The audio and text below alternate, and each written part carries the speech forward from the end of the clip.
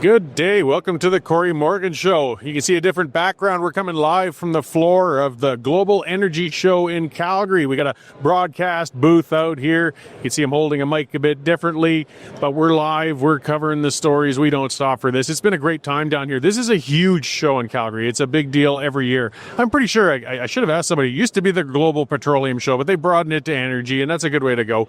It's a diverse thing. I've got a guest coming on who's taking part in this show, and it's Tracy Nyholt of Tech Jitsu. Or she'll probably correct me on the pronunciation of that soon. That's all right. Because we're talking about bigger, broader items with these larger companies and energy and security and things like that. And it's an important conversation.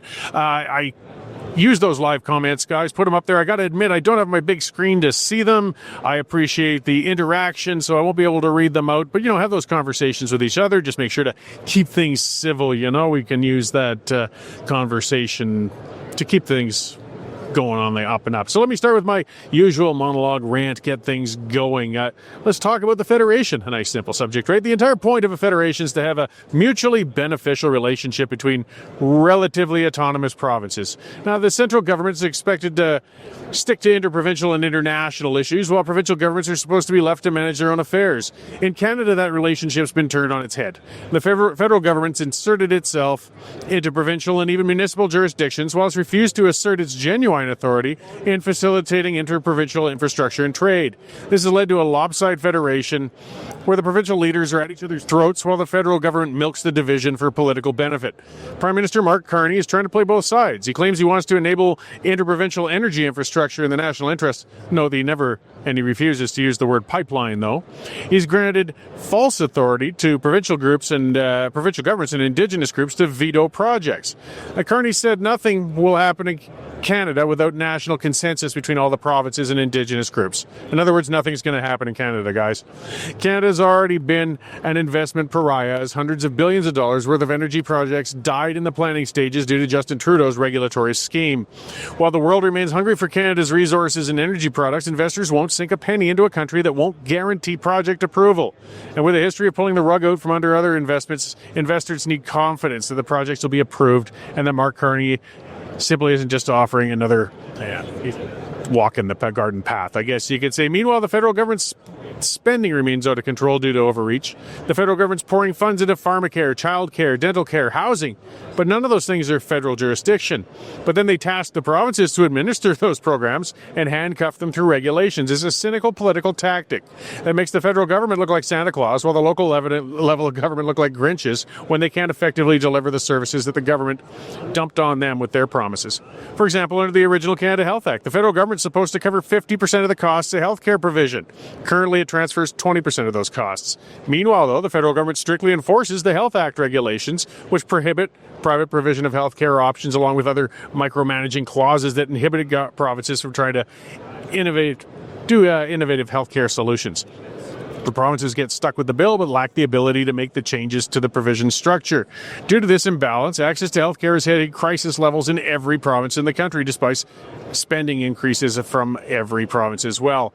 Carney's supposed to be the fiscal wizard. He's supposed to be the man to bring leadership and sense to Canada's economic planning, but so far he's proven to be nothing but an utterer of weasel words. Any mention of getting projects done always comes with a caveat. Consensus should be aspirational, but it can't be a deal breaker. It's an impossible goal, and Carney knows it. He's no less in love with the fantasy than Trudeau is that there's going to be some magical energy source that's going to appear and replace oil and gas if only we could hinder oil and gas development enough. He's an ideologue rather than a pragmatic nation builder, and we're going to pay a terrible price for it. While new spending announcements come in billions weekly, no talk of spending cuts follows. Just paying the interest on the national debt alone costs as much as the GST raises every year.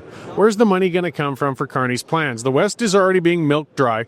Equalization and civil service hiring is concentrating wealth in central Canada, while the ability for the West to increase its earning through development is being handicapped. We no longer are asking ourselves why we should leave the Federation. That answer is becoming clear to a lot of people. We're starting to ask ourselves why we should stay, and the answers are getting really hard to find. If the federal government isn't there to serve the interests of the nation as a whole, well, people are going to start asking themselves, what is the point of a federation? All right, that's what's got me up and burning. Let's get on to a more rational, cooler discussion and important stuff. We got Tracy Nyholt of Tech Jitsu. Jitsu, like martial arts. Okay, so yes, I understand the reference in a sense, I guess, but I'm just not good at the pronunciation necessarily. So it was really interesting. It was great to have you come by here to talk about this because we've had an energy focus. It's an energy show. Your services, your company talks about corporate security, I guess you could say, in a lot of ways that impact energy areas. Like, it's just a reminder that there's much more to this show than just the energy companies. Can you kind of start to break down what your services are? Yeah, first, thank you for having me on, Cory. It's an honor. So, as Alberta is showcasing our energy chops, it's important that in addition to being, a stable democracy, a place with great resources, that we have great cybersecurity. Because if bad state actors can come and take down our critical infrastructure, no one's going to trust us. So we really need to take the time and the effort to ensure we have good cybersecurity, and that's what we're all about at Tech Jitsu. So Jitsu just means skill in Japanese, so our name literally means technical skill. Yeah, so I mean, there's been already incidents. I mean, it's kind of a whole new world of organized crime. They're holding companies hostage. We're so reliant on our communication structures, our digital well-being, and it's often overlooked as an area for companies, I guess, to invest in and plug those holes, and they're paying a bad price for it sometimes. Exactly. And companies have done a good job of securing their online and their mobile. Where they haven't done a good job is at the help desk. So in critical infrastructure, it's common for bad state actors to go through the help desk and ask for a password reset to gain access to an account. After they've researched an employee on, the social media of their choice to find out their birthday, their mother's maiden name, all the typical security questions. So we can make that much more secure by using your existing multi-factor authentication and make it easier for the employee. Yeah, that's my next question is everybody's barraged with, I got 100 passwords I got to try and remember. I'm told to change them all the time. I'm told to install this app to keep myself safe and disinstall that one. So you guys provide a service to keep it manageable, I guess. Yeah, but security professionals, it has to not only be secure, but be accessible and easy. So I think of my father. One day I was watching him call his credit union and try to change his password. And they asked him security questions he didn't know the answer to. Now he's in his 80s, he's starting to forget things, and it was embarrassing for him. And it was very frustrating, and I never want anybody's father to go through that. So by making a secure push notification to your phone, you can make it easy, you don't have to remember anything, but it's also more secure in keeping you safe. Yeah, so this kind of security, this applies to, here's a lot of heavyweights playing, big companies here, service companies, oil companies, but your services apply to smaller outfits as well, I imagine. Yeah, we're working with, a lot of credit unions, but, oil and gas, really anyone who's got a help desk or a call center. So just something interesting, kind of a side note we talked a little bit about earlier, is I know some educational institutions got hit really hard. They basically blackmailed because, hackers got into their information, and then they managed to get away with some money on that. But part of the problem is there isn't the investment coming on those institutions to cover this kind of security. Do you think that's going to change as they realize the need for this? I hope so. So I think the challenge when I talk to higher education is that people will donate money for buildings or for classes, but they won't donate for cybersecurity because it's hard to put your name on that.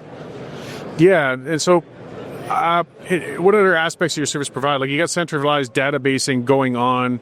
Are there means of, do you help with the detection if something's been breached or closing that hole when it happens? What other areas do you help with? Yeah, there's some threat analytics. So if someone's tried to get into your account unsuccessfully multiple times, we can flag that as, potential risk, and alert the help desk analyst or a security investigation team so that we can cut off that account before anything bad happens. Yeah, so is this, I guess, just a short-term consultation you guys offer, or are you working ongoing with a company or business once they retain your services? Yeah, we actually have a product called Caller Verify that does what it sounds like. It verifies a caller is who they say they are. So the way it works, say, the tax authority, CRA, phones you and you're wondering, is it really CRA or is it a bad actor just trying to get my information? You could verify they are who they say they are, and they could verify you are who you say you are. Yeah, and that's really difficult for just a lay person. You're getting all these calls on your phone all the time. The spoofing is getting so good. The caller ID could be coming up. It could be a very professional person on the other side of that line. Yeah. But it gets hard. Boy, if I got a problem with my taxes, I don't want to drag and get those guys on my case. But I certainly want to find a way to know I'm not sharing, because you do have to share information with the tax man. You just want to know you're doing it right. Yeah, and that's why we work with the businesses, because I think it's up to business to protect people. It's not reasonable to expect every person to become a cybersecurity expert. but it is reasonable for every business to invest in cybersecurity and ensure that their users and their customers are protected. So you mentioned earlier too, I mean, AI, video spoofing, things like that. I mean, you can take a known person and basically recreate them in a digital way. How would you guys be able to prevent that sort of thing or shield against it? Yeah, so the famous use case you're referring to, someone used AI to mimic a CFO's, face and their voice, and then they called someone and pressured them into doing a very expensive wire transfer. I think it was $25 million. So the way we would prevent that is to trigger that multi-factor, something you have, authentication from the video call. Yeah, I mean, somebody could be destructive even... I mean, we look at the world today. If it's a high-level CEO and something goes out as a false press release, you could make a stock plummet if somebody said something unreasonable. I mean, it's just a game of whack-a-mole, I guess, trying to keep up with the technology and the hackers out there. Yeah, it absolutely is, and it's up to all of us to be diligent. But I think it's the companies that have the budget for this that they should bear the larger burden, as well as government. Yeah, so have you been meeting with and interacting with some of the people here at this show? Have you found it to be a good area for receptive to the services you're offering? Or? Yeah, we had a great couple conversations at the Texas-Canada Chamber of Commerce event. So they had a dinner afterwards, after the energy show, and met a lot of business leaders there who were very interested. Yeah, well, that's the point of this whole affair, is the networking and getting it together. I just found it fascinating. I've been looking at some great energy-related things, a solar energy provider and well servicing things in different countries here. I'm looking at the Petroleum Association from Nigeria, but all of those other services, I mean, it's just important to get together in a room and realize how important it is. I mean, energy infrastructure, if that gets hacked, we could lose... if pipelines are getting shut down, it sounds like James Bond stuff, but it's a realistic thing that could happen. Yeah, absolutely. And I mean, we live in a cold country, so if energy goes out, we're all freezing at night. So we need to work together to make sure our energy infrastructure is secure. And I think that's a place where Alberta can really shine. We're obviously leaders in that we have so much energy, we have so much innovation, entrepreneurial mindset, but we can also lead in cybersecurity. So I spend a lot of time down at Platform Calgary, and there's some amazing cybersecurity companies that are starting up right here in our own province, and we can really help solve those problems and be a leader on the world stage. Great. Well, before I let you go then, is there anything more you'd like to add, and where can people find out more about your services and offerings? Yeah, people can find out more about us on callerverify.com, our website. We are having a webinar coming up on June 12th as well. So certainly invite anyone who's interested to join on, and thank you so much for the conversation, Cory. Well, I appreciate it. I appreciate the services you're providing. I mean, if we're going to make mistakes and go broke, let's do it on our own and not be robbed by some of these bad actors that are out there. We need every level of protection we can get. Exactly. All right. Well, thank you again, and perhaps we'll talk again soon. Yeah. Thanks, Cory. All right. Thank you. All right. So one more time, that was Tracy Nyholt of Tech Jitsu, and yeah, it's easy to stick to just talking about straight energy issues and things like that at a global energy show, but there's all of these other aspects, services, and parts of the whole that keep it all together, and it is important with these kinds of events. So it's been fun here already. I mean, if you are coming down to the show, it's going to be going on tomorrow as well, and it's on this afternoon. We do have a booth just next to the USA booth as well. We got a big cutout picture of Stephen Guilbeault here that some people have been taking selfies with, and others have wanted to throw darts at and things like that. But it's been fun. We can be a little light with things as well. So normally I do my news check-in with Dave, but we're going to let the beleaguered news editor stick in the office there and keep to what he's doing. He's always got a lot to work on. It's kind of a quiet time for him while we're all down here, so he can work on things. This is what I'd like to remind you, though. We are subscription-based, and I got to get that nag into you. It's $10 a month, $100 for a year, and you get full access past that pesky paywall, and it helps support us so we can do things, get out to spots like here, talk to interesting folks. So watch our channels, by the way, this week. We've got, Derek was doing a bunch of interviews yesterday. Nigel was doing some. I was talking to Minister Nathan Newdorf earlier this morning. That's going to be going up. So all of those YouTube channels, Rumble, whatever platform you're watching us on, check them out. So one person I spoke to was with the it was an Indigenous corporation, or it was for financing and loan guarantees and things like that. That's been a big issue in the energy front lately. I got to keep looking to my right. I don't have my normal screen going on here, but we should talk about that. some of the questions. I mean, we get political on this. There's been a lot of misinterpretation of what the Indigenous rights are, and that's what I get frustrated with Carney about, right? A false veto authority that First Nations may or may not have. They don't have one. If you go to the UN Declaration on Indigenous Peoples, it's in there. They say you have to get consent, but according to our Supreme Court, no, we don't. But we should consult. If we want to develop our energy further, and we must, even if they don't have the veto ability, partnering Indigenous groups in is just win, win, win. It really is. Because the people who are with the Indigenous community who have concerns, who are upset, well, if they have a piece of it, if they're a partner in it, they're not just a token, I mean, that when I started in the oil field, that's kind of how it was. I hate to say it, but we'd show up, even if we're working on reserve land where there's a definite direct interest, you got to cut a check to certain people, the right people. You get your job done, you move along, and, whatever's left behind is left behind. The people as a whole didn't really see a benefit out of that. They didn't see a long-term gain from our operations in the area. I mean, it pays off in the broader scheme of having a low, economy in general that pays for services and things like that. But these are isolated areas, and energy is one of the main, industries out there. And if they could be participating directly more in it as partners, as shareholders, and people working out there, building out that sort of thing, it works on so many fronts. It helps the local economy. It helps get the energy products done. And you know what? If there's one thing that terrifies federal politicians more than Alberta doing well, is Indigenous people getting upset with them. You want to stop Carney from shutting down energy projects in Alberta and things like that? Make sure you've got Indigenous partners in it. Have him tell the chief and council of a number of reserves that just invested a whole bunch of money into a pipeline, into a new energy development or any other type of resource development. Let's see you go out there and tell them that they can't do it now, Mr. Carney. He won't. He won't. That's the shield, guys. That's the way to do it. And as I say, not sticking Indigenous people in front as a shield, but having them as full partners in that. And we're seeing more and more of that happening. But at the same time, we've got opponents to development or opponents to independence, which is a separate discussion, claiming that the treaties give a veto power or that the Declaration of Indigenous People does. They do not.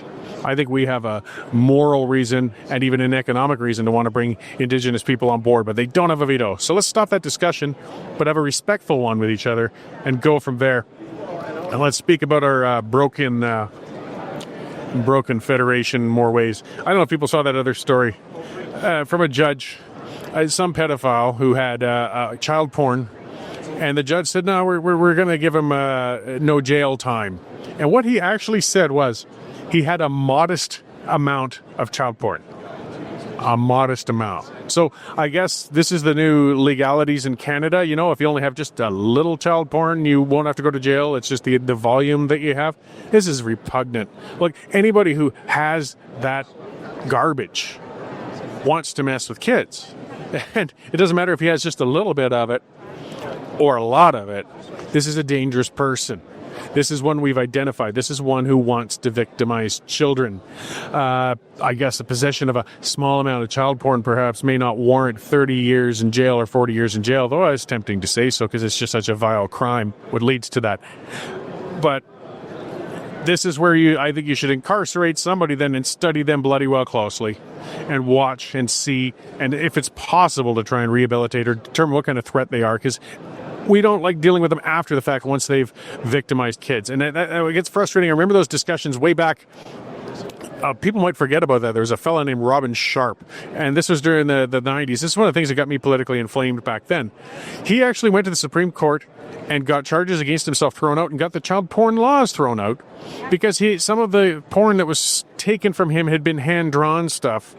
And he was saying it was art, and you can't recognize the context as to whether or not it's porn or not. And for a little while, and I believe Anne McClellan was our justice minister at the time, for a little while, the child porn was actually legal in Canada. How embarrassing, because we'd thrown out our own law on it. How is it really that impossible to find the nuance, the common sense on the part of a judge? You see, with things like that, it's a matter of context. That's why we use a judge, not just AI even in court cases. If a person has a family photo album with a couple of kids in the bathtub nude playing, that could be technically called child porn if the judge is an idiot. But at the same time, if a guy has a photo album with pictures of children playing in bathtubs and hundreds of children from all different families, same photos, different context, it's a crime. It takes some thinking, I understand that. That makes some blurry areas. But again, that's why we put very well-paid people in the position of being a judge so they can determine that difference. And Canada has always been woefully light on child victimizing criminals. I don't know why. But this judge should be thrown off the bench to say something like, oh, well, it was only, what was the term again? A modest amount of child porn. That's just sick. One photo is too many. And people say there's been people who made that case. They've said things like that, hey, the person indulging in the porn isn't committing a crime. Really? They're supporting something where a crime had to be committed in order for that stuff to be produced. A child was victimized somewhere. And you are contributing to that if you're somebody who consumes that vile stuff. So, we talk about preventative crime management. We talk about trying to stop crimes before they happen. Well, when you're identifying people who are into that sort of stuff early, those are the ones we need to catch before whatever their sick proclivities blossoms into something much worse. Yet here we are in Canada, no jail time, modest amount of child porn. It just makes it hard to get out of bed sometimes when I read stories like this and realize these are the judges. Yeah, somebody else brought up another one when I put that out on X who said, don't you remember that other judge who had chided a woman who had been sexually assaulted, saying, why didn't you keep your legs together? He really did. He said that. That was a few years ago. Some of you might remember it. I mean, judges can make mistakes. I understand that. They're not perfect. But really, man? Oh, well, you didn't fight hard enough. Wow. So, I mean, we got a lot of justice issues to deal with. Okay, Gilbo, I mentioned him earlier. Might as well bring that demon up again. I was listening to a fellow earlier. He was talking about, it made news recently with Danielle Smith, Premier Smith, saying that she is not going to allow any more national parks to be formed in Alberta under her watch. And of course, people are all screaming at her, what kind of monster are you? Why would you not want more national parks? This is the game of whack-a-mole with a government that is opposed to all energy development in the West, that wants to strangle our economy, that wants to keep shutting us down. People thought, when you put that pinhead Gilboa, that extremist Gilboa, the man who was running around in his little prison orange jumpsuit, the man hanging off of the CN Tower, now he's in heritage. He can't hurt anything. Well, yes, here he's found a new way. National parks. If you stick enough national parks in the areas where you want to develop oil and gas, suddenly the oil and gas gets shut down. So he's starting to propose all these new spots. You can rest assured they're going to be in pinch points that will block pipelines, that will block oil sands development. This game never ends. So thank you, Premier Smith, for standing up. It's not a matter of being opposed to national parks. We've got lots of them, guys. We've got plenty of them. This debate, we've got to change the tone on some of this debate.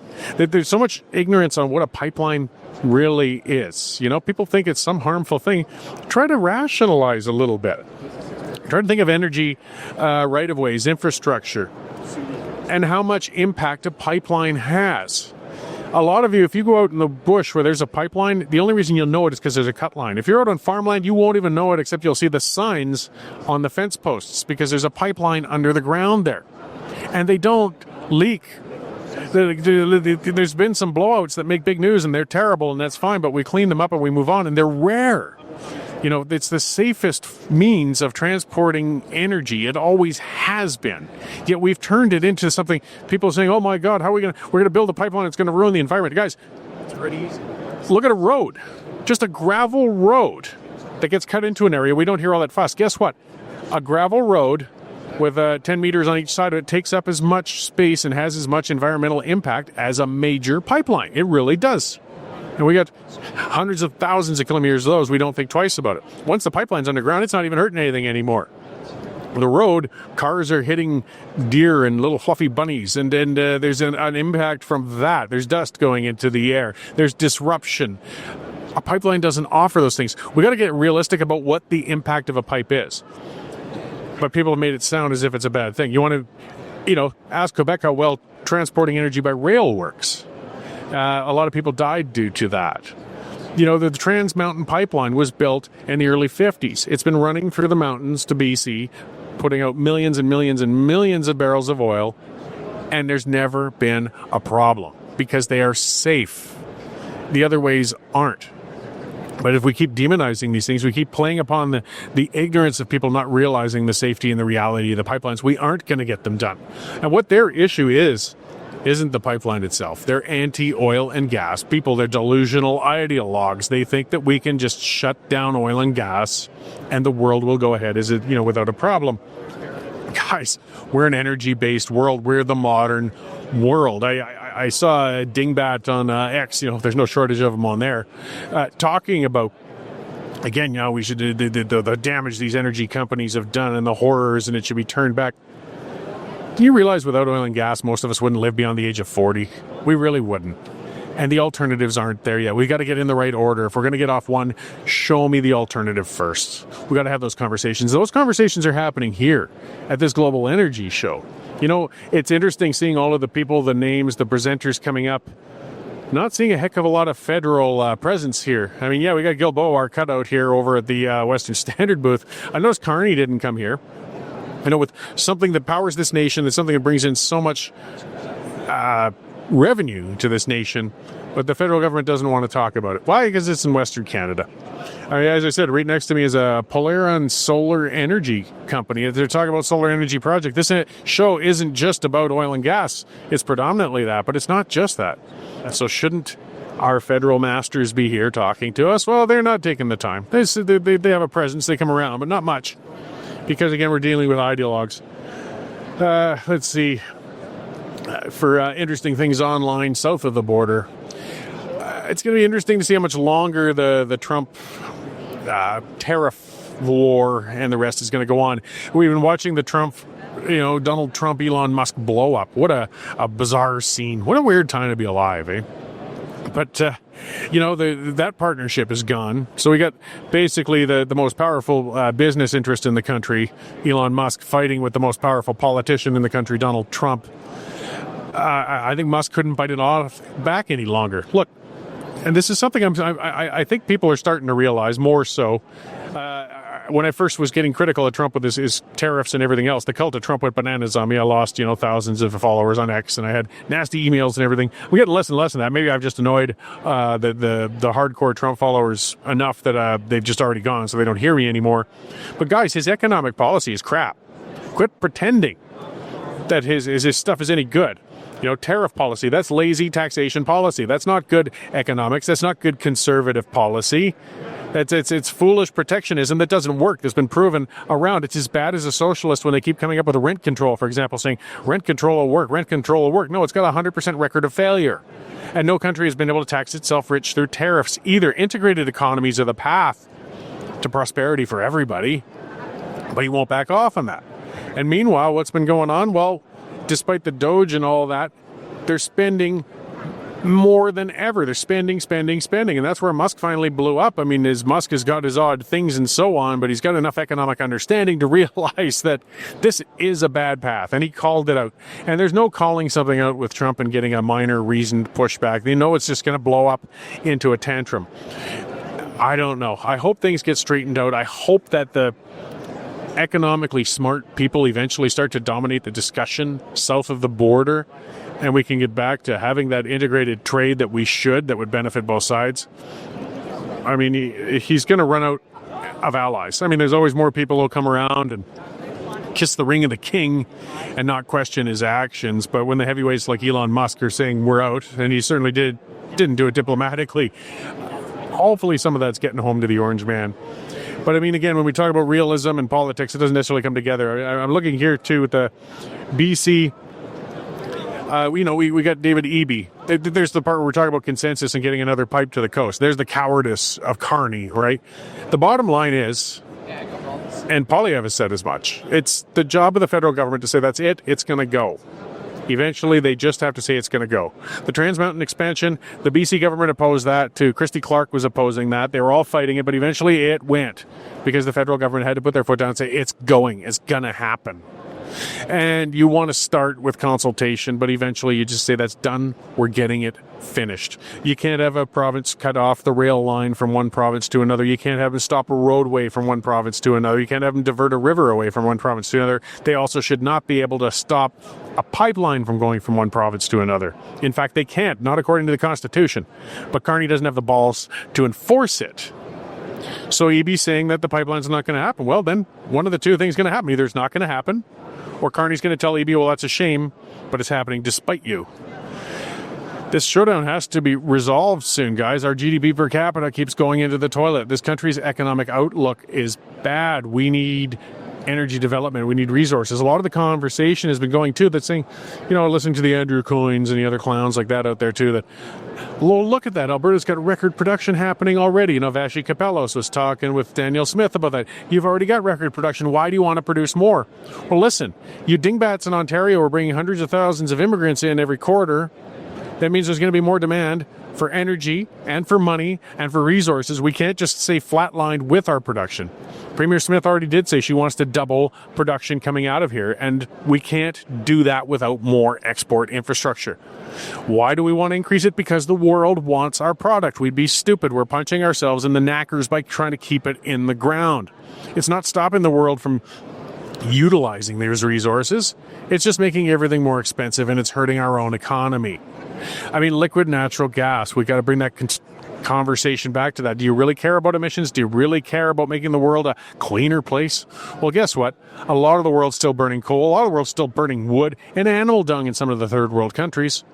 Liquid natural gas is a clean form of energy, but we got to get it to them. Canada has some of the largest resources of it on the planet, and we aren't getting it to them.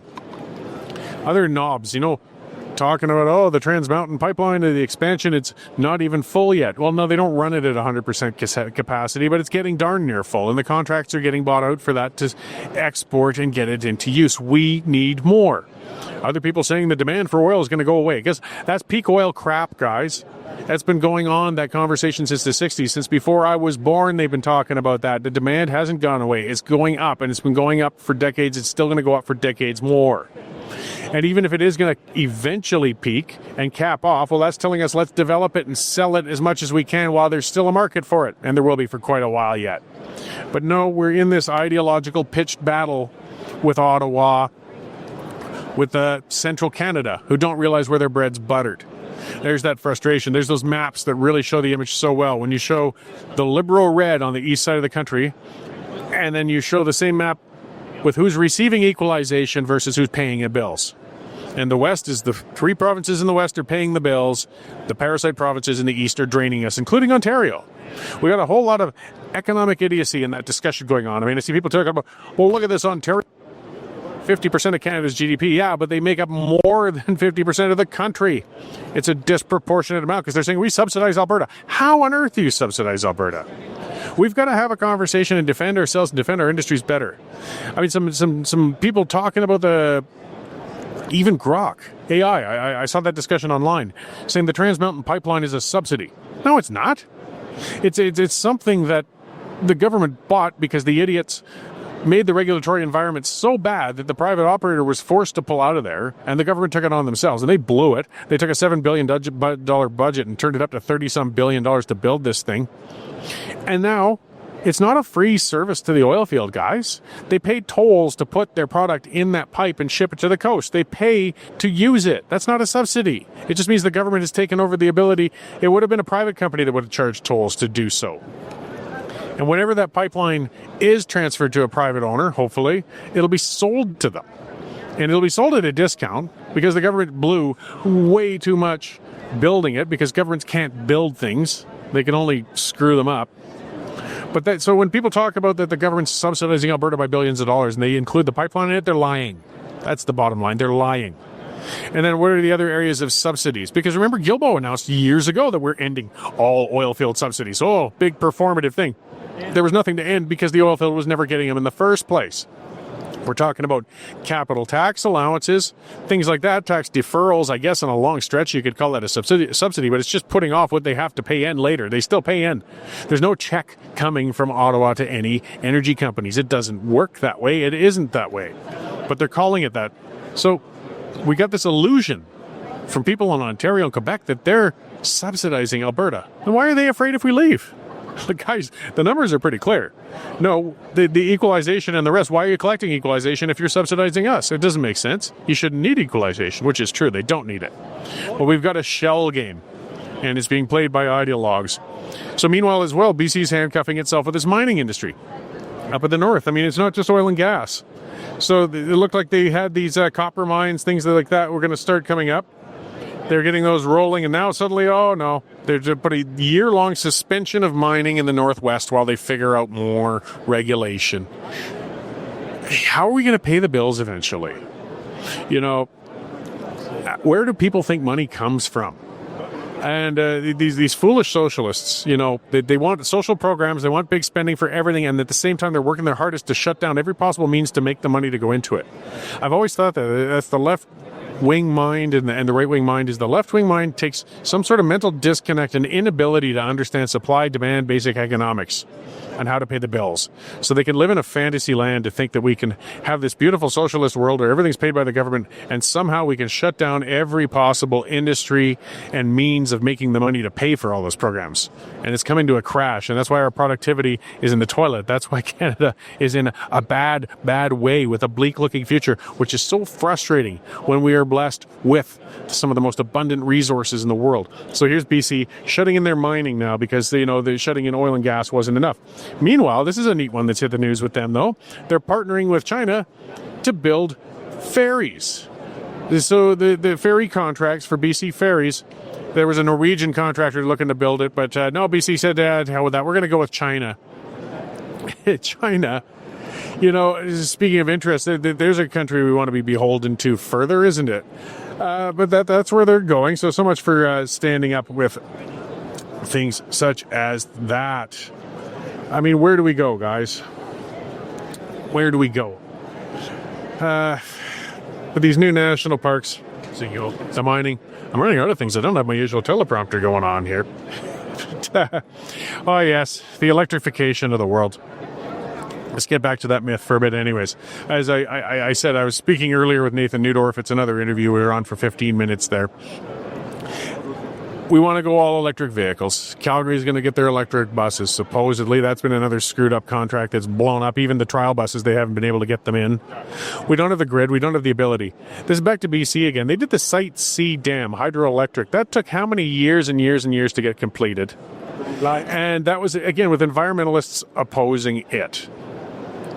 Where is this power going to come from? This is, again, that delusional world, right? How are we going to power these electric vehicles? How are we going to power these electric buses? I think there's even talk about electric ferries, electric planes. You want to get on one? The time might come, but it's not here yet. We don't have the grid. And we are handcuffing ourselves. We don't have hydro ability in Alberta. I mean, there's the other talk we don't hear from the federal government. What about nuclear? Oh, we don't want to talk about that. Well, what's going to come from? Where do we avoid the emissions? How are we going to pay those bills?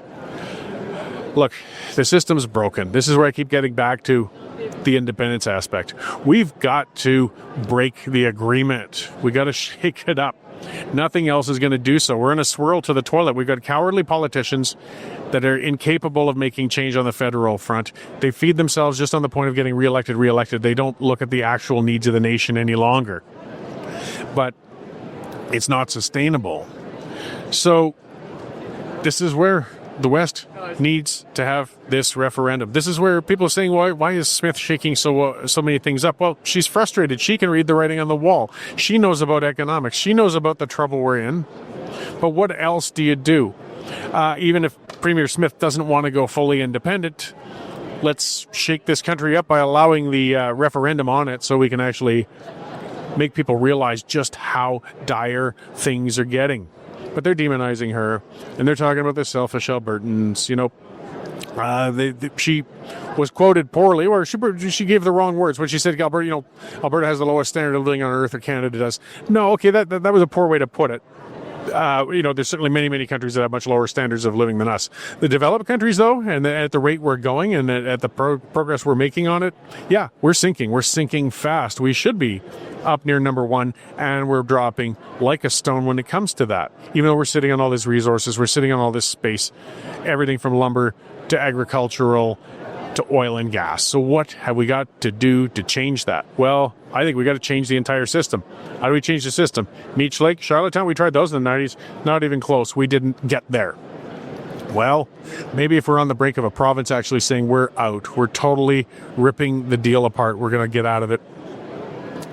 Maybe that's what it's going to take. And it's time to stop talking to Ottawa. It's time to talk to Albertans. To heck with Ottawa. You can't reason with them. You can't reason with the unreasonable. And you waste your energy on it. I was at a great event last night down in Turner Valley. It was grassroots things that are happening. This is a fellow named Clayton Foster who lives down there, and he's just been organizing friends into having weekly independence meetings. It started with like half a dozen people a few weeks ago, a month or two ago. Last night there's about 50 people, all at Hard Knocks Brewery, and it's spreading. And we're seeing these little groups popping up all over the place. We're taking the power back from the government hands. We're pursuing the change, and it doesn't matter what the politicians think. And that's how they're not going to be able to stop us. We're playing by the old rules. We're losing. So let's change the book. They gave us an interesting book. When you talk about the referendum, you talk about the Clarity Act, you talk about a province leaving. It's funny, they'll never tell Quebec that they can't go, but they keep telling Alberta that you can't go. The double standard, even in the independence movement and the treatment of it, is pretty striking. And it's great because the government, if they wanted to take away the ability for Alberta to go, they'd have to repeal the Clarity Act. That's all they'd have to do. Then we wouldn't actually have a mechanism. So people do point out that almost no countries give a mechanism for a region to choose to leave, for a democratic way for a province or a state or anything like that to leave a federation. But Canada has one. But they could remove that any time. The House of Commons or the majority vote could get rid of the Clarity Act. Why won't they do it? Because Quebec would go ballistic. So we can thank Quebec for one thing.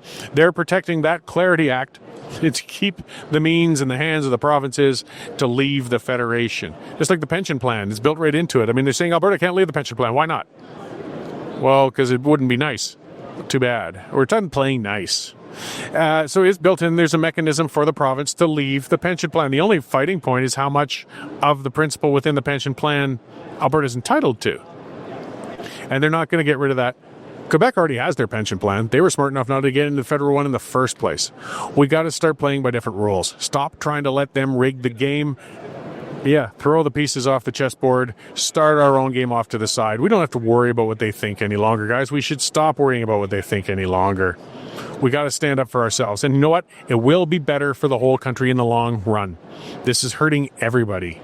The resources, the healthcare system that's falling apart, everything. We're all going down the tubes, and it's ridiculous when we're gifted again with so much strong resources. All right, so I think I've bent your ear enough. I keep looking to the side of the computer. It's different in these broadcast booths. If you get the chance, though, come down here to the Global Energy Show. Come by the Western Standard booth. We're here tomorrow as well. Again, I'd like to remind you guys, share this stuff. Check all the interviews that are going to be coming up from this show, the people we've been meeting with and people we've been talking to. Share the YouTube, the Rumble, all of those things. This is how we pass the legacy media, pass the Andrew Coynes, pass the snobby CBC, and make real change, have real discussions, talk about real issues. So thank all of you guys for tuning in today. I really appreciate it. It's fun coming from a broadcast booth, but a little different too. And keep up the good fight, guys. We're going to win it. So tune in tonight for the Pipeline. We're going to record that here.